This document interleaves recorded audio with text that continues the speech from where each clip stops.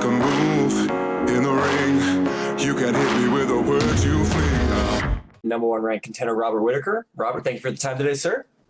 No, my pleasure's all mine. We will kick things off with Gabriel Gonzalez from Cage Side Press. Hey, Rob. So you had said after the last fight you wanted to travel more. You didn't want to just be in Australia. Does being on Fight Island live up to that in that regard?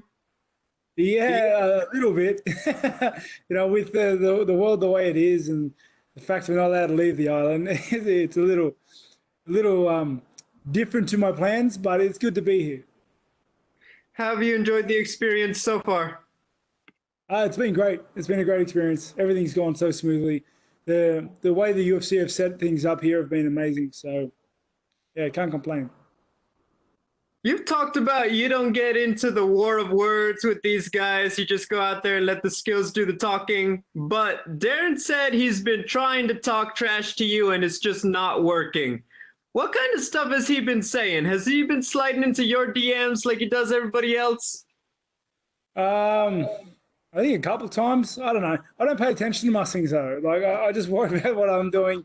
I don't have time for a lot of that stuff. I have a lot of things I'm juggling that I'm really working on at the moment.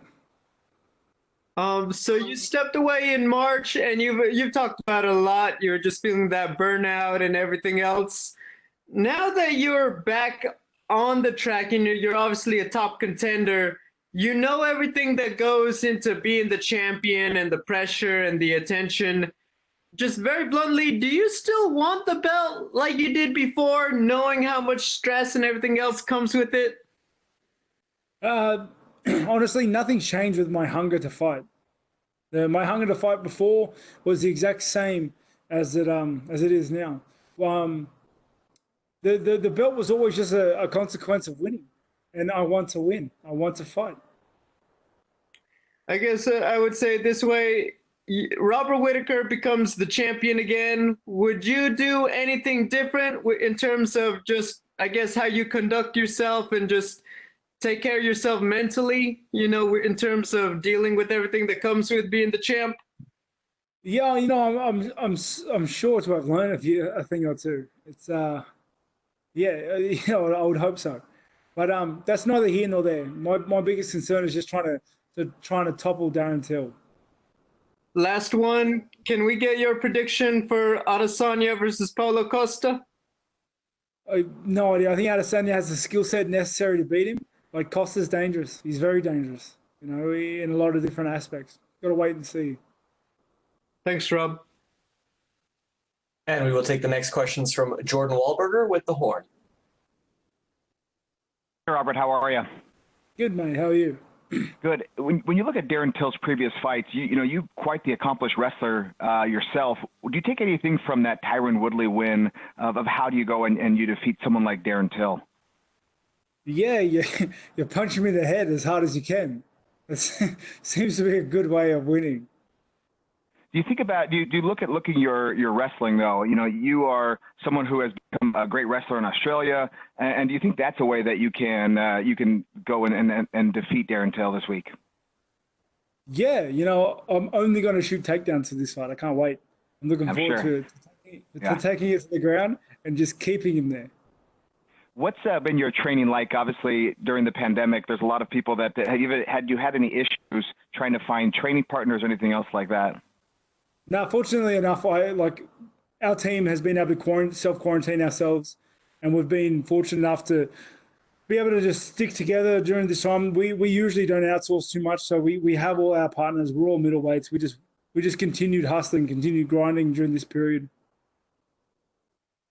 You have the advantage of being the last card on Fight Island. Have you had the opportunity to talk to anybody before about their experience and what to expect fighting in the arena with the heat, with everything else? You've never fought in Abu Dhabi before, and have you had any opportunity to talk to anyone about that? No, I have not yet. Okay. Is that something you would plan to do, or is that something you feel like you need to do, or? No, my coach has has a lot of contacts here. He's been here multiple times, so he's been able to get a lay of the land. He's helped me with a lot of tips on what to do and what not to do. So I've been very fortunate in that regard to have plenty of information at my disposal already. Awesome. And last question for me, how do you mentally kind of prepare to come back after, losing your title, making a comeback? And obviously your goal again is to be a champion as you can provide for your family and represent your country. Yeah, I guess I'm just excited to do it. I enjoy doing what I do, and this is what I do. I'm good at it. Representing the country and going out there and doing my thing, that's just what I was made to do. It's just a natural result of things. Awesome. Congratulations and best of luck this week. Thank you. And we will take our next questions from Nesta McGregor with BBC. Good evening, it is here, Robert from the UK. Despite the accent, I'm really looking forward to this fight, and I'd like to say I'm neutral, by the way. You mentioned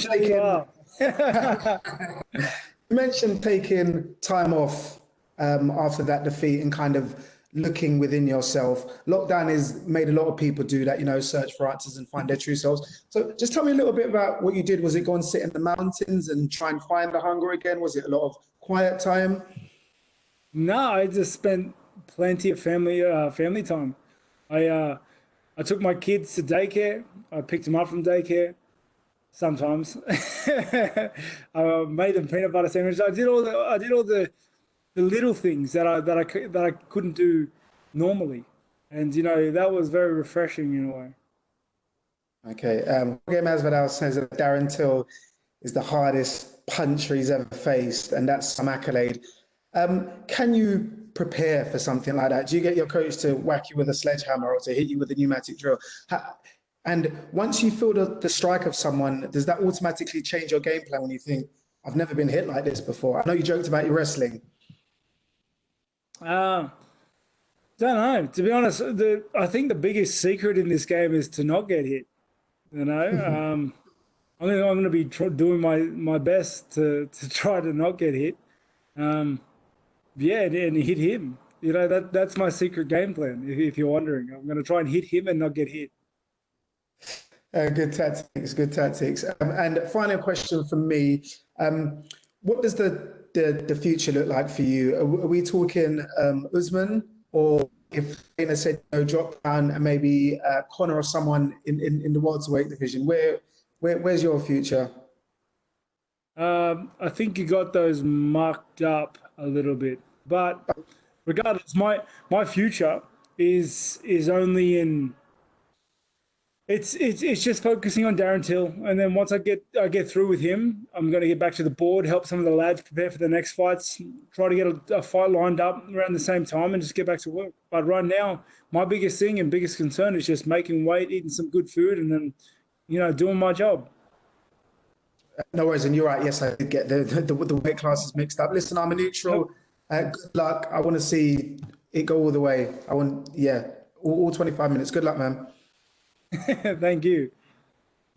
And we will take our next questions from Julian Kibit with Independent Media.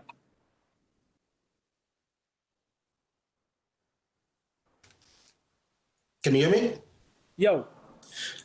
Just in a sense, I know you basically came across as basically nonchalant about the whole title and all those celebrations around it.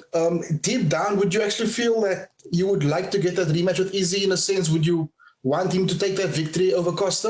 Is it something that you'd like to get back from him specifically?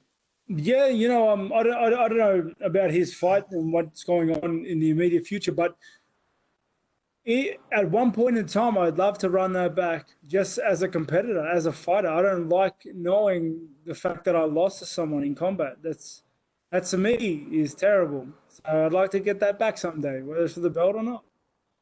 Cool. And then also you spoke about making some peanut butter sandwiches for your kids also. Now, do you feel that even despite lockdown, your preparation mentally was better now in this pandemic than what was before your previous fight, spending more time with your family and just focusing on the more important things? 100%. I think there's a silver lining to everything. And honestly, I've loved the way I've prepared for this. I'm much happier in the gym. I'm much happier outside of the gym. I'm just happy as Larry. I'm looking forward to getting in there and just getting to work. God bless and all the best with you, brother. Thank you, man. I appreciate that. Cheers.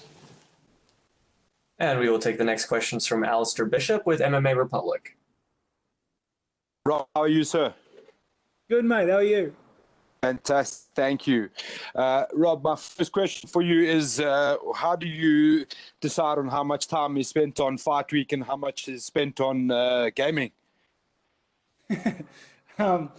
Mate, I haven't stopped playing video games. Like, this is the first time I've left my room in days. Yeah. Is it a matter that you have to decide on when's gaming time and when's training time? No, there's no training time. They're like the work's been done. I'm just making weight right now and then doing whatever the UFC asks me and then punching on Sunday. Fantastic. I just want to talk about your little rejuvenation period. Do you think going 50 minutes with someone like Yoel Romero kind of puts you in a position where you really need to take a bit of time off? Yeah. I don't want to give all the credit for having a break. That guy, that's too much credit for him. He's a terrible fight, by the way. Like he's a hard guy to fight on the best of days. But no, I think honestly the reason for my break was a culmination of the last 5 years. A lot of things have changed. Yeah, who I was 5 years ago isn't who I am today. My life has changed in multiple ways. I have 3 more kids than I had then. And I just don't think I let myself climatize to it all. Okay. I just want to talk about the rise of the talent from Australia and New Zealand. It seems we were seeing a big surge in from that region. What do you think is behind that sort of success in the rise of guys like yourself and Volkanovski and Adesanya and so on? Mate, we've always been good at combat sports down here. It's just I think it just took us a little longer to get our feet in the door. But once they're in there, like what we're in now, and we're having a lot of success, and the talent is only growing down here. So, I think the future for MMA and combat sports in general down this is only getting better. With the win, obviously not looking past Darren Till, we know you have a tough assignment coming up. Where do you think that puts you in the division if you can stamp a win over Darren Till? I haven't even thought about it. I can't give an answer for that. I want to fight Darren and just eat some good food, go back to my family. Fantastic. We wish you all the best, man. Thank you so much. Thank you. And we will take our next questions from Luis Green with MMA Crazy. Hi, Rob. Of course, you had some light-hearted banter media on the run-up to this fight. But with all of that aside, what do you think of Till as an opponent? What do you think he brings to the table in this matchup? I think he's a very dangerous opponent. He's obviously got a dangerous skill set coming into it. But, I think I just have the more complete skill set. I think I'm just slightly better in all angles. And, I look to make good use of all my weapons and utility and arsenal. And Jack Hermansson obviously won his bout last week. He has his eyes on the winner of you and Till, and he predicts you'll come out successful. What are your thoughts on that? And do you see a matchup with him being a possibility with a win on Saturday? Who knows? It's hard to say. I guess we can talk after I get the job done. It's going to be a hard fight. I've got to get in there and I've got to take it from him. It's hard. It's very hard for me to plan anything past Sunday. All right. Good luck. Thank you very much. Thank you. Thank you so much, Rob. That is all the time we actually had for you, sir. You are good to go. Yeah, awesome. Thank you, guys. Hey guys, Sasha Platnikoff here, letting you know to tune in to SCMP Post Fight for all your weekly martial arts news.